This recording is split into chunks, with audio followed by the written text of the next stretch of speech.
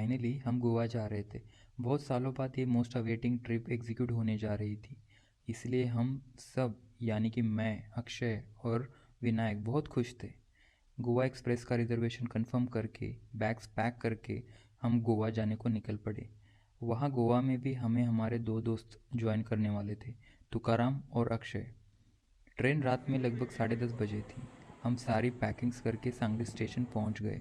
वहां पर platform confirm करके हम उस प्लेटफॉर्म पर चले गए।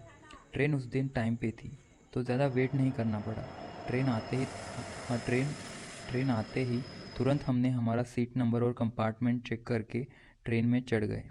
ट्रेन में इतनी भीड़ भी नहीं थी क्योंकि हम वीकडेज पर जा रहे थे। फाइनली हमने हमारी सीट ढूंढ के हमने हमारी सीट पे सारा सामान रख दिया और फिर ट्रेन चल पड़ी।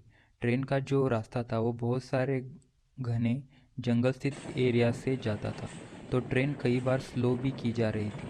वैसे भी मैं बिना किसी वर्क के खाली घूमने गोवा लगभग 10-12 सालों बाद जा रहा था। हालांकि गोवा महाराष्ट्र से नज़दीक है, पर वर्क प्रायोरिटीज़ के कारण कभी जाना ही नहीं हुआ। खैर, जाते वक्त रास्ते में दूध सागर और कैसल रॉक एरियाज़ भी थे। वहाँ पर ट्रेन कुछ टाइम के लिए रुकी रही। बहुत सुंदर एटमॉस्फेयर था वहाँ पर। फिर हम स्लोली स्लोली मडगांव के नज़दीक आने लगे। मडगांव हमारा लास्ट स्टॉप था।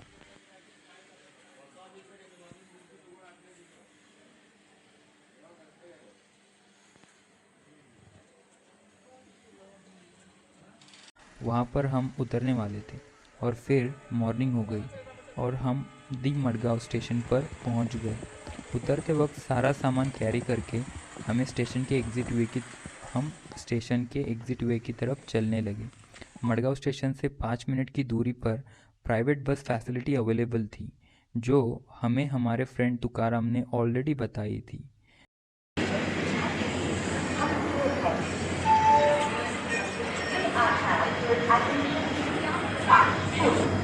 बॅक गेट कुठलं इकडे का इकडे मडगावचं बॅक गेट बस स्टँडला जायचं नवीनच आहे ते असेल बहुतेक त्या साईडला लोक इकडे लग्न इकडेच असतात.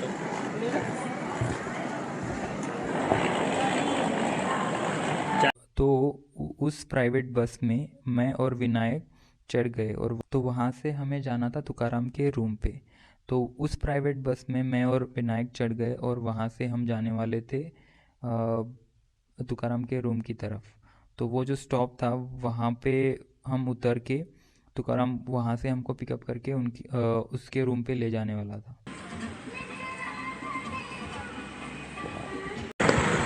डोळं कसं दिलं तुझं? सिटीत आल्यासारखं वाटत नाही ना खेळत असलं नाही, चांगलं वाटते तसं एकदम असं. तो फाइनली हम तुकाराम के रूम पर आ पहुँचे और फिर वहाँ वहाँ से हम फ्रेश होकर सीधा ब्रेकफास्ट करने निकल गए। पर वहाँ पर हमारे राजेश शिव छत्रपति जी के नाम से एक रेस्टोरेंट देखकर बहुत खुशी हुई। वहाँ ब्रेकफास्ट करके भी बहुत अच्छा लगा। भीड़ भी बहुत थी वहाँ पर। फिर पेट पूजा ख़त्म होने के बाद फाइनली हम रेडी रेडी थे घूमने के लिए। काय होते ते बघूया आज. काय वाटलं आणि आपण ऑर्डर केलेलं आहे उत्तप्पा आणि डोसा. डोसा पण यायचा आहे. डोसा अजून यायचा आहे आमचा. डोसा आणि पायनॅपल शिरा आल्यावर बघूया इथली पायनॅपल शिराची टेस्ट कसं आहे. तोपर्यंत वहाँ वहाँ हमें अक्षय भी ज्वाइन करने वाला था। सो 2 लोग एसी बस से निकल गए जो कि तुकाराम और जो निकल गए जो कि विनायक और अक्षय थे। मैं तुकाराम के साथ एक्टिवा पर निकल गया बिकॉज़ जीटी ना सही एक्टिवा ही सही मन ही मन में मैं बोल रहा था। पर लिटरली बहुत सही एक्सपीरियंस था एक्टिवा पर घूमना गोवा में। जाते वक्त सी लिंक रोड भी देखा, बहुत ही सुंदर था, व्यू था वहाँ पर। इंडिया में अब्रॉड की फीलिंग दे रहा था वो सी लिंक रोड। और हम ऐसे करते करते हुए पहुँच गए मीराबार बीच। वहाँ पर वीकडे होने के कारण भीड़ बहुत ही कम थी।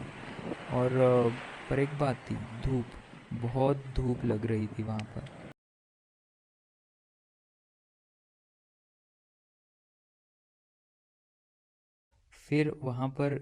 फिर वहाँ पर ही हमने बहुत सारी बातें करी। कॉलेज के किस्से, फन मोमेंट सारे रिक्रिएट हो गए कुछ पलों में। सच में बहुत अच्छा लगा। वर्क, मीटिंग्स, एक्सकलेशंस और एंजाइटी की भीड़ में कहीं तो हम अपने आप को जी रहे थे।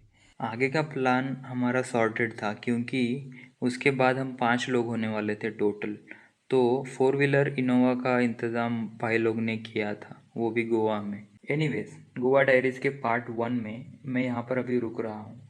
पार्ट 2 भी जल्दी आने वाला है और उसमें मैं आपको बताऊंगा कि आपको क्यों अपने दोस्तों के साथ एक बार गोवा जाना चाहिए। एक बार क्या, आप बहुत बार जा सकते हो, बट गोवा मुझे हमेशा लगता है कि एक कर्स ट्रिप है जो कि हम N number of times plan करते हैं बट होती नहीं है। इसलिए एटलीस्ट अगर एक भी बार आपकी वो प्लान ट्रिप हो एग्जीक्यूट हो जाती है तो इट्स लाइक वर्थ वाइल। तो आपको वो एक बार एग्जीक्यूट करनी ही है। इसलिए मैं आपको नेक्स्ट पार्ट में आपको ज़रूर बताऊंगा कि क्या क्यों आपको जाना चाहिए। और एक एक्सपीरियंस मेरा था जो कि ताज प्रॉपर्टी का 5 स्टार ताज प्रॉपर्टी के क्या मतलब क्या स्टैंडर्ड्स हैं, वो हम पार्ट 2 में मैं आपको बताऊंगा। तब तक के लिए मैं यहाँ पे भी रुकना चाहूँगा और मिलते हैं नेक्स्ट पार्ट में, नेक्स्ट ब्लॉग में। तब तक के लिए bye, take care and thank you for watching, keep supporting us, bye.